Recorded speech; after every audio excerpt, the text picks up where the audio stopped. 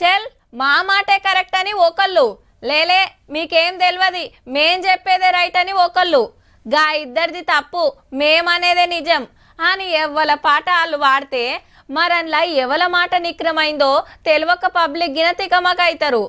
పార్టీలంటే అట్లనే ఉంటాయాయే. ఇవాళ ఓ ముఖ్యమైన కేసు గురించి హైకోర్టు తీర్పిస్తే 3 పార్టీలు 3 తీర్ల మాట్లాడినాయి. మరి అసలు ముచ్చటేందో తెలుసుకునే ముంగట గీ సంబురాలైతే చూడుండ్రి. ఎర్ర టెండల కాళేశ్వరం జలాలలో సల్లగా జలకాలన్నంత ఖుషిగా వచ్చారు కారు పార్టీ పెద్దలు.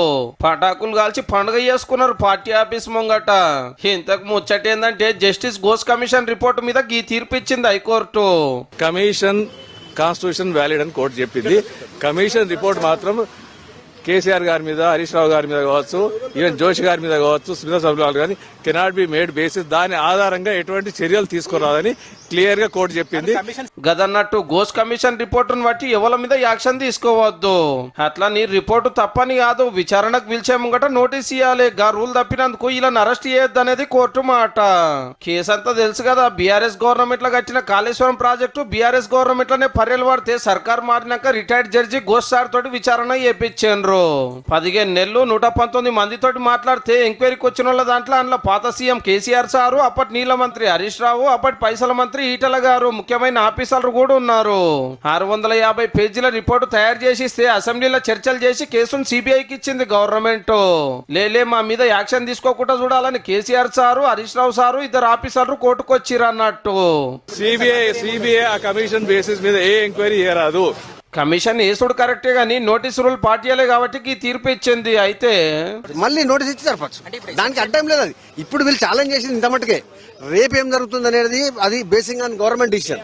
అగనట నోటీసులు ఇచ్చి మళ్ళా ఎంక్వైరీకి పిలిచే ఛాన్స్ ఉంది, లేదంటే సుప్రీంకోర్టుకు పోయే ఛాన్స్ ఉంది. కానీ రిపోర్టే కరెక్ట్ కాదన్నట్టు, రిపోర్టులు అబద్దాలు ఉన్నట్టు, అదే ముచ్చట కోర్టు చెప్పినట్టు బీఆర్ఎస్ లీడర్లు ప్రచారం చేస్తూ అటుకెళ్లి కాంగ్రెస్ వాళ్ళు కౌంటర్ ఇచ్చారు.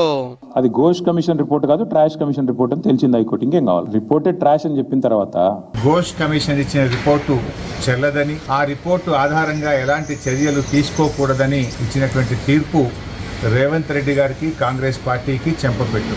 హైకోర్టు వీళ్ళు దోషులు కారని, వీళ్ళు అవినీతికి పాల్పడలేదని, కాళేశ్వరం కుంగిపోలేదని ఎక్కడ చెప్పలే.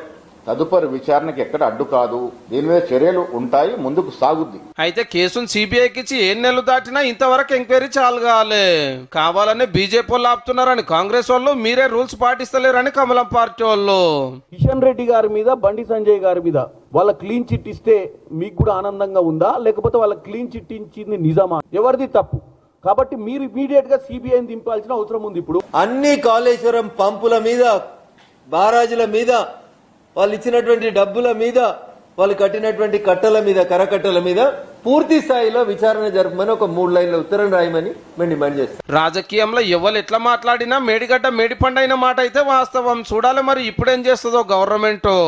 కట్టిన ఒక డ్యాము పిల్లర్లు కుంగిపోయినాయి అనే విషయము మన కళ్ళ ముందు కనబడుతున్నప్పుడు దానిపైన ఎంక్వైరీ చేసి యాక్షన్ తీసుకోవటానికి ఏం అడ్డం వస్తుంది?